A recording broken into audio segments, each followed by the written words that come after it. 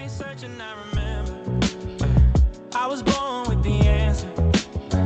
Through the fire, through the pressure, I emerge with the standard. I don't follow, I awaken. Ain't no man got I'm the root, I'm the branches. I'm the law and the language. Yeah. And welcome back, everyone, to another round of My Patriot Report Live. I am the bridge connecting the next generation to federal contract, and I am Ratwan Hill. And with me, I have the man, the myth, the legend, Mr. Ambassador of Peace. And if you don't know who he is by now, you might want to ask Anthropic, Mr. Walter Cotton III. Mr. Cotton, man, how you doing this lovely hump day? You know, it's hump day, but I just got a text that is extremely concerning, and that is the fact that the president just canceled a signing for a fair housing act bill that's supposed to provide some financial relief for the American citizens, and there's some suggestion that that signing is being held hostage because of the Voters' Rights Act. That I am extremely concerned that our Congress needs to take that action that they started a couple of days ago to quarantine the executive branch, and they need to cement that. So that we can make this gentleman a lame duck president until his time has run out at a minimum, employing the Hippocratic oath that the physicians employ moving forward. First, do no more harm, because we're in a very precarious situation right now, and I think we're a stone throw away from real danger.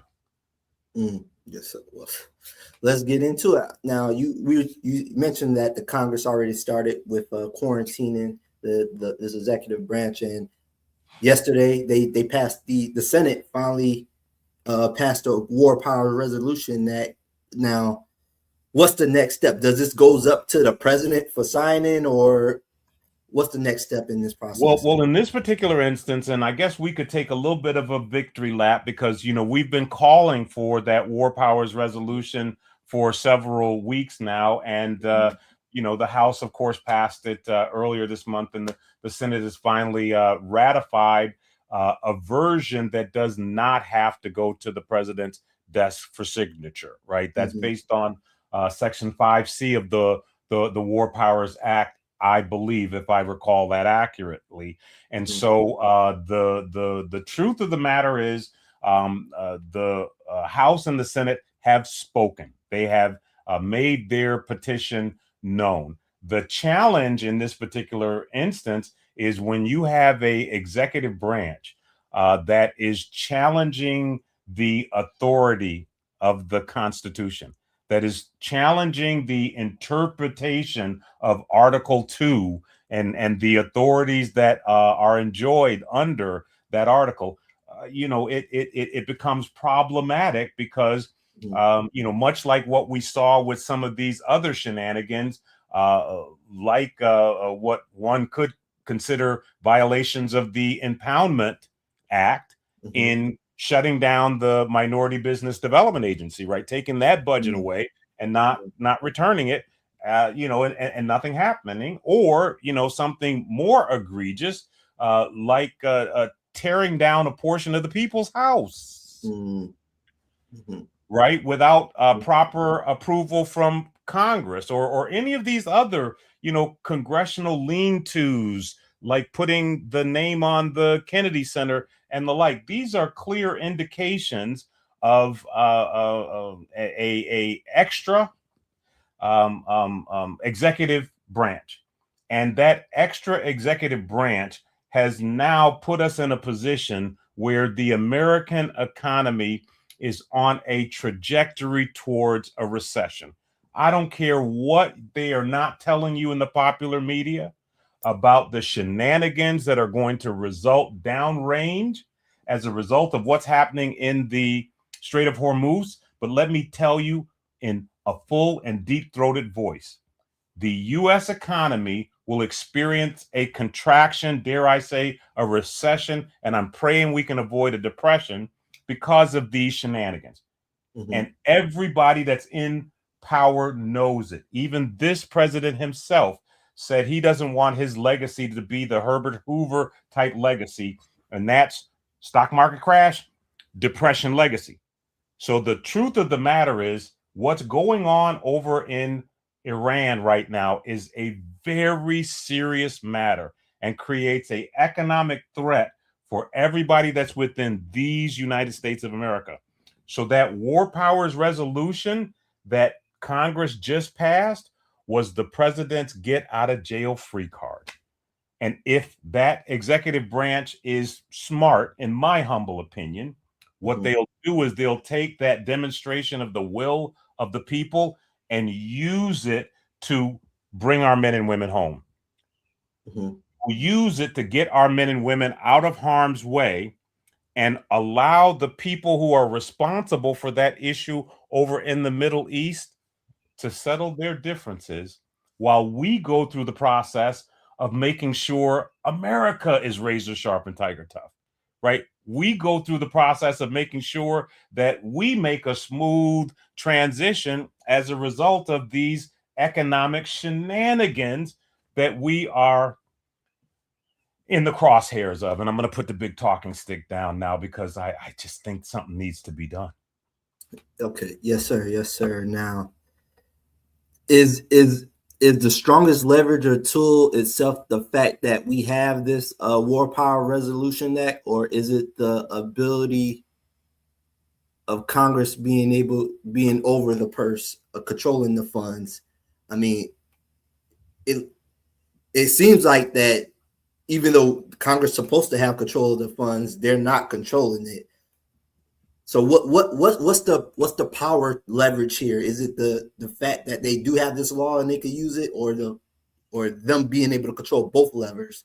You know, the power of being under a constitutional republic that has a document at its foundation that's as brilliant as our Constitution, a lot of the remedies are already there in law that are necessary to deal with this kind of situation.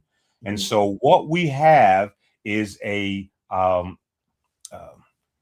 defense force that has a oath to defend the Constitution of these United States against all threats, foreign and domestic. And so what this particular event does is it creates a opportunity for a reconciliation, right? A reconciliation between the executive branch and the Congress, right? The will of the people. And so the one thing that's going to come out of this action is a clear understanding of what the intentionality is in the executive branch. Is it prepared to follow the will of the people? Is it prepared to follow the constitutional authority that it operates under? And that information is going to determine what our next step in this body politics, our next step in this constitutional republic needs to be. Okay, so from a proactive standpoint and perspective, is there anything that the citizens should be doing right now? If the president has already made comments that is of no matter, should we be taking that into consideration and being proactive in some type of engagement with Congress, or what should we be doing? Absolutely. I think from a first things first perspective, the average citizen in these United States needs to study himself approved and understand what his rights are under the political process and how this political process works. Because if we don't, right, we have the potential to run the risk of repeating errors that we've already learned. Like, for example, I'm watching all of the activity that's going on in the Democratic Party right now and the fractioning that is occurring with the big win that Mayor Mondani was able to facilitate in New York last night, right? And everybody's celebrating that fresh new outcome. I look at that as a challenge, right? I think that that is the same crap, different day, right? We already have seen this kind of fracturing on the Republican side of the House, right? It started with the Tea Party. You guys may remember that, right? A small subgroup within the Republican Party that decided to impose its will because they understood that they had the ability to stop votes. And that boil, right, that little blemish festered and grew into MAGA, right? And now we have a whole challenged party on the GOP side of the House, right?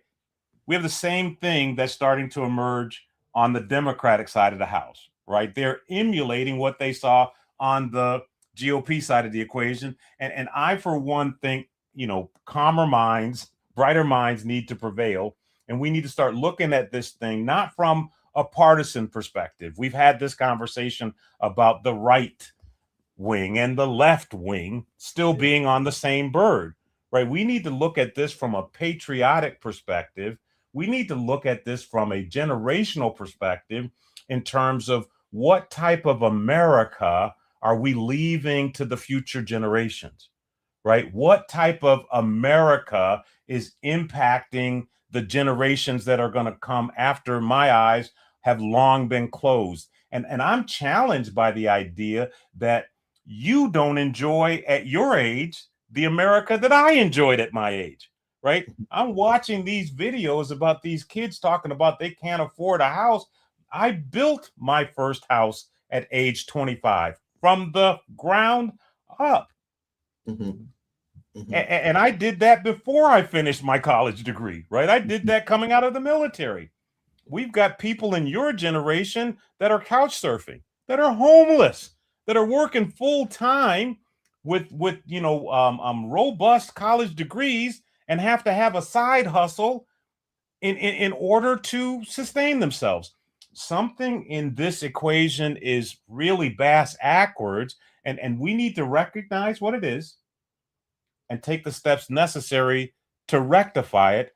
And the one thing that I know about this great nation is we've got the ingenuity. We've got the entrepreneurial nature.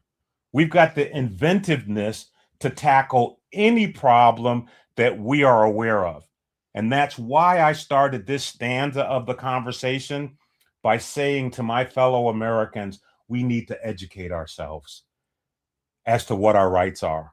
Because when I and Mr. Hill call on you to go and reach out and contact your congressperson, you recognize that you have the authority to do that. Not just the authority, but it's your inalienable right under the Constitution of these United States of America to make sure that your voice is known.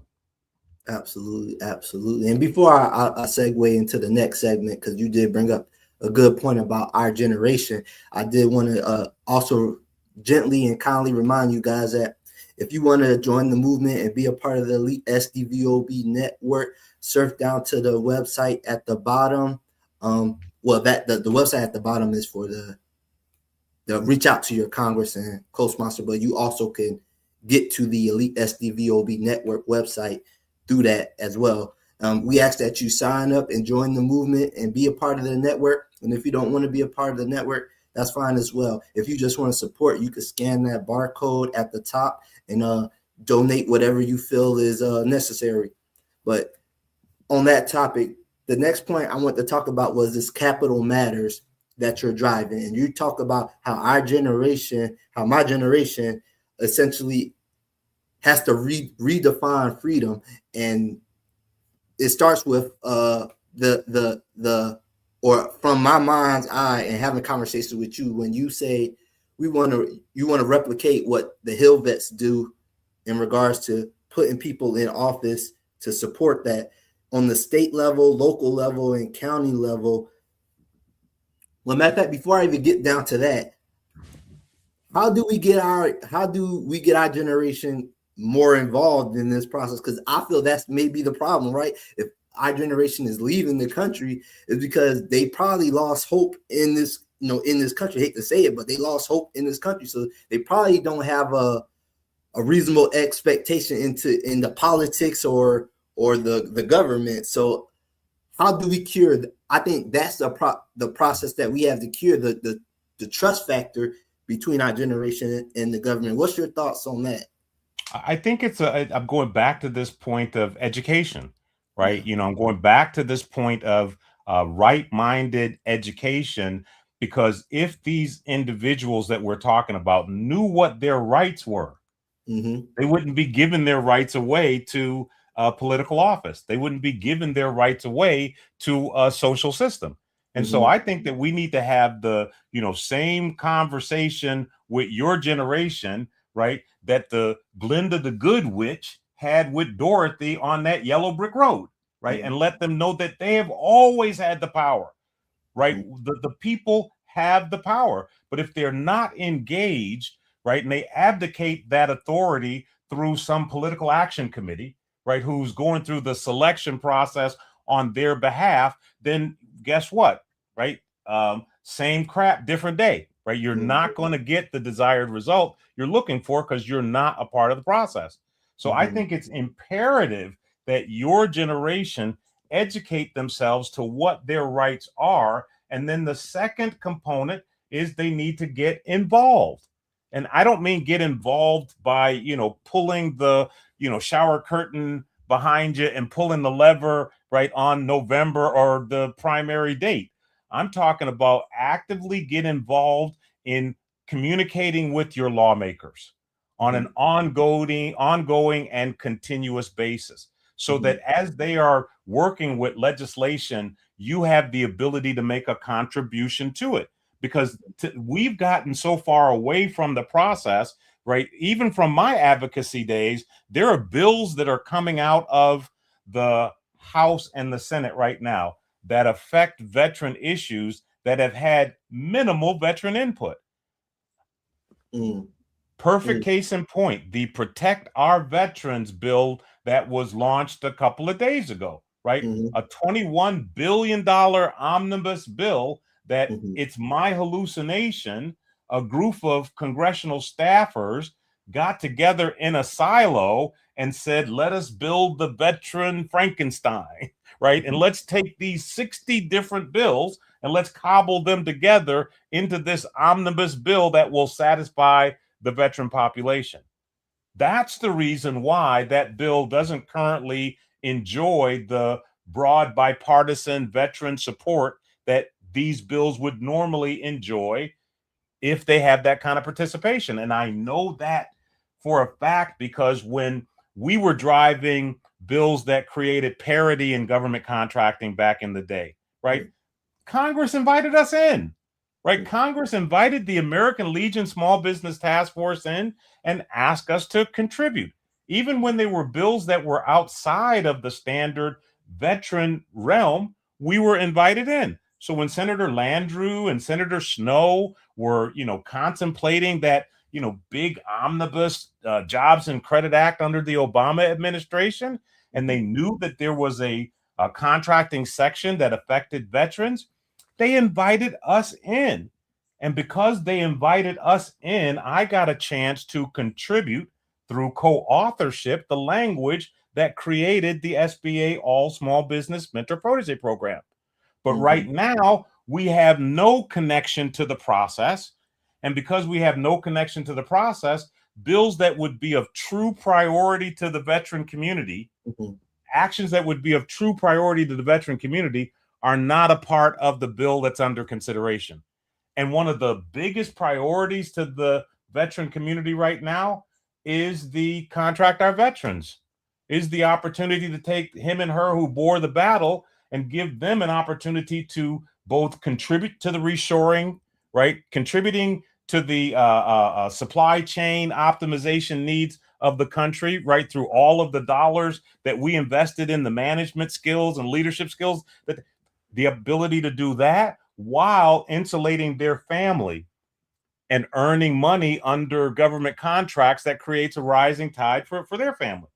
So our need is to get a right-minded approach everything done decent and in order, and make sure that the right players are at the table when these critical decisions are being made. And I'm going to put the big talking stick down because I'm animated today.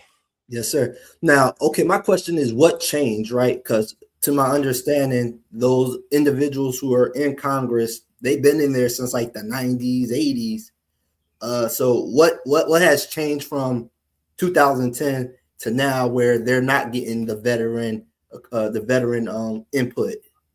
You know, I think that Congress just got comfortable, right? You know, we have this new nomenclature of career politician, right? Mm-hmm. And so those people that are career politicians that believe that they were safe, you know, they believe that they enjoy power, right? And they say power corrupts, and absolute power corrupts absolutely. So it's my opinion that there are Congress, let me see if I can say it the right way. There are House of Representative members that don't respect the veteran vote. There are senators that don't respect the veteran vote. And what I'm driving a campaign to do right now is remind them. We need to remind them of their need to appreciate our ability to influence the trajectory of their offices. Yes, sir. Okay, and that brings me up to my next question, or what we were going to talk about a little bit about the capital matters and putting people in those positions. That's something that was unfamiliar to me before you introduced to me. I heard of lobbying and lobbyists, but I never actually understood the intricacies of how it operated. And then even when you told me about how, you know, businesses got their hand involved where they were able to involve, how does the Capital Matters initiative better support veterans and the citizens in regards to making sure things are more favorable for this nation? Well, let's first unpack a little bit more granularly what the Capital Matters movement is designed to do, because it's a brand new movement that I'm launching. Another, you know, cotton first, if you will. Although I'm borrowing this example from my good friend Justin Brown, who has a very effective and successful internship program in Washington D.C. Right? It's called Hill Vets. And for the better part of the last 15 years, what Justin has been doing is he's been placing veterans who were interested in staff positions with Congress in those positions, right? Whether they be the veteran representative for the Congress or senator, congressman or senator, or whether they work their way up to chief of staff positions for those offices. And so we have a huge fraternity of individuals who have acted in critical positions within our political leadership's office, which gave us great access to interfacing with and influencing the process on the federal level, right? So when we ran into challenges like Kingdomware, right, we had representative dogs in the fight because our Hill Vet members were able to get their congressional members to make contributions to the conversation, to the dialogue. I'm looking to take that capability and bring it down to the state level and the local level. And so since I've taken on the responsibility of revitalizing the elite service disabled veteran network, and New York is my target state, I'm implementing a Capital Matters program in the state of New York. And so if you're within the sound of my voice and would like to participate in that particular fraternal order, I ask you to send me an email. You'll see my name run across the bottom of the screen in the replay for sure. And we will get you coordinated so that you can be an intern in Government Hochul's office, or you could be an intern in your local mayor's office, or you could be an intern in your local senator's office. And through that kind of a relationship, right, we have veteran eyes and ears on the process. We have veteran eyes and ears intimately connected to the mission. And what we can do from there is we can make sure that our interests are at a minimum heard. I'm not going to guarantee that this action is going to ensure that every interest that we have as veterans is going to get top priority. But you got to be in the game to have a chance to win the game. Yes, sir. Yes, sir. Now, you said veterans, but is this only specifically for veterans, or can a regular patriotic citizen who's hearing you and feeling exactly what you're saying and want to participate, is it only exclusively for veterans? Yeah, no, this is for patriots, right? And that's one of the things that Mr. Hill and I reinforce and we pride ourselves on, right? You know, we're not partisan with our information, right? We're patriotic. And so what we're looking for are the true patriots in this country, whether you're the veteran or you're the family member of a veteran. We need you to join this particular movement. So you do not have to be a veteran in order to be a member of the Elite Service Disabled Veteran Network. And as a matter of fact, Mr. Hill has caused me to innovate on a strategy that we used that would help you as a non-disabled veteran participate in veteran contracting, but you need to be a member of the community to learn how to do that. Membership has its privileges. Yes, sir. Indeed, indeed. Now, I did want to ask one more question. So, what type of advantages that individuals who become a staffer, what type of advantages do they get? Is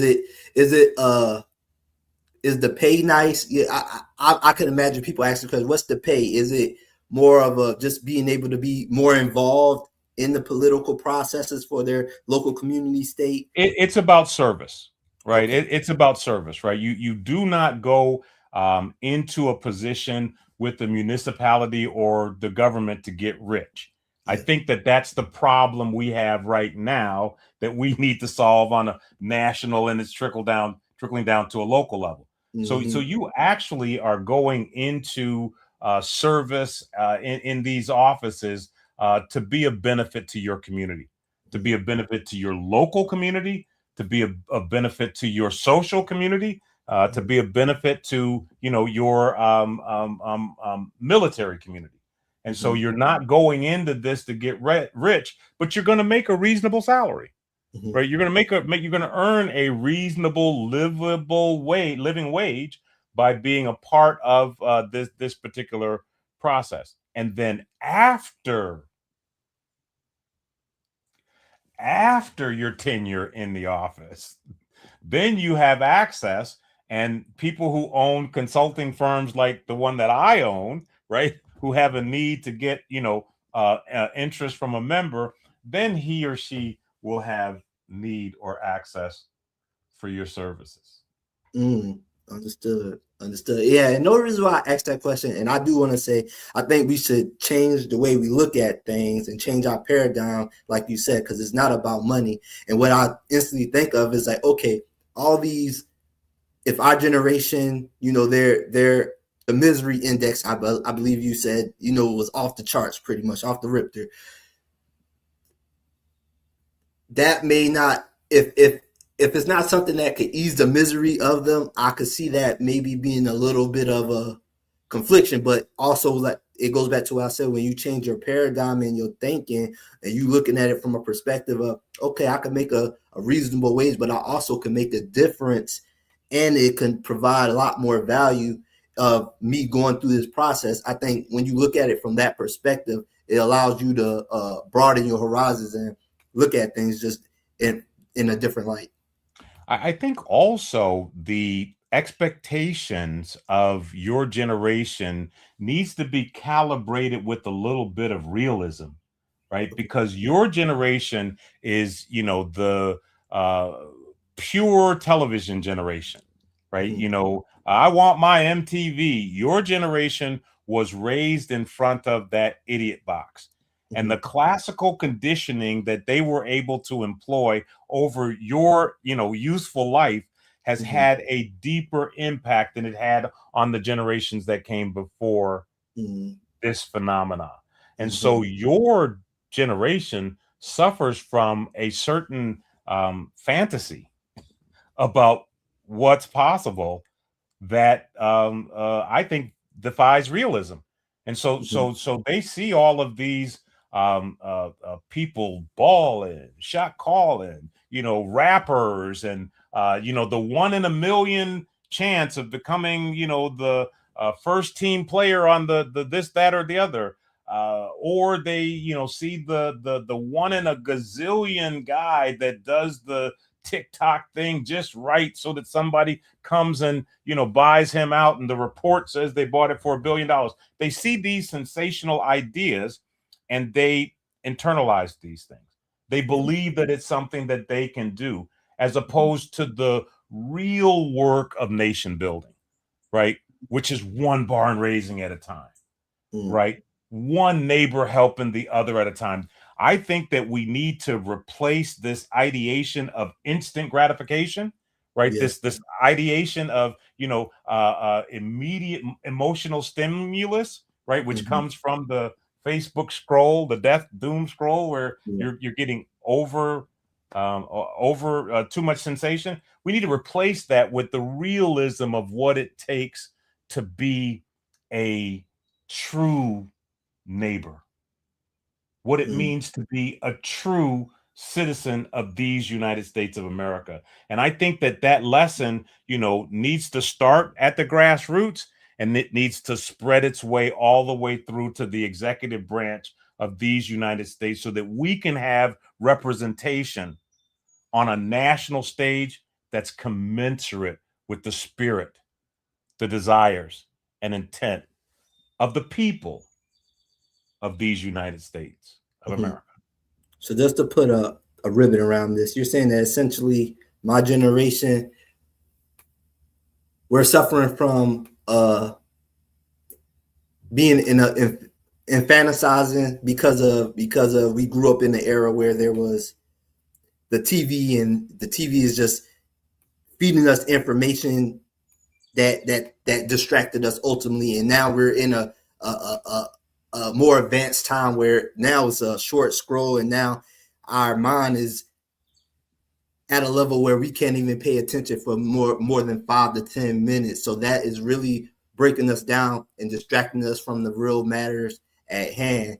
And the fact of the matter is, we always have the power, but they're distracting us from not realizing that we have the power, and that this misery really is just essentially a function of our inability to be able to interact and actually understand that we have the power to cause change. Yeah, and actually, I'd like to turn the table on you one day and do an interview with you and probe these questions, about, WTF with your generation.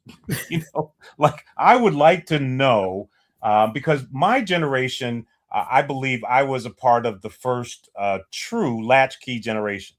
But your generation was impacted by turbulence that occurred from things like, Oliver North allowing the crack cocaine epidemic to ravage neighborhoods, right? And so your generation, right, and I'm not just talking about the blacks, right? Because this was, crack was a, ethnically, everybody could get a little some, right? I'd like to talk with you about, what your experience is, because I don't think that we're listening to your generation enough. I don't think that we're hearing the misery quotient that you're experiencing, because when I hear people talk about, it's difficult for them to afford a house, in my mind, I'm thinking, well, they just need to work a little harder. Put a little bit more spit and vinegar on it, right? But then when I do a little bit deeper dive and a little bit deeper investigation, and I recognize inflation's impact on the dollar's buying power, right? Now I see where the challenge is, because, I've got a young man, or I should say, we've got a young man on our team, that was making, $75,000 a year, working with one of the local cable companies, still struggling to exist as a single man. And I'm just not familiar with that kind of a dynamic, because when I had a situation as a younger man. I was 25 or something like that, and my wife and I were double income, no kids, and we exceeded the $50,000 income level. We were considered a part of the top 10% earners in the country at $50,000, right? Now here, this guy is at 75, and you know, so something needs to be done about that. We need to take a look at the misery quotient, the misery index that the younger generation is experiencing, and we need to do something that we haven't done in a while, and that's listen to them. Yes, sir. Yes, sir. So, guys, catch us back on Friday as we break down my generation and our understanding, our perspective, because I would love to dive into that, because I think even that has a duality, because it depends on what side of the equation you on, how you're looking at it, because I'm aware of inflation, but I don't think it impacted me as much as it's impacting other people or in my thought process, because it's a lot of opportunities to make money, but I understand where the pot of gold is. But guys, on that note, I am Retwan Hill, and that is the Mr. Walter Cotton III, and we'll see y'all on Friday.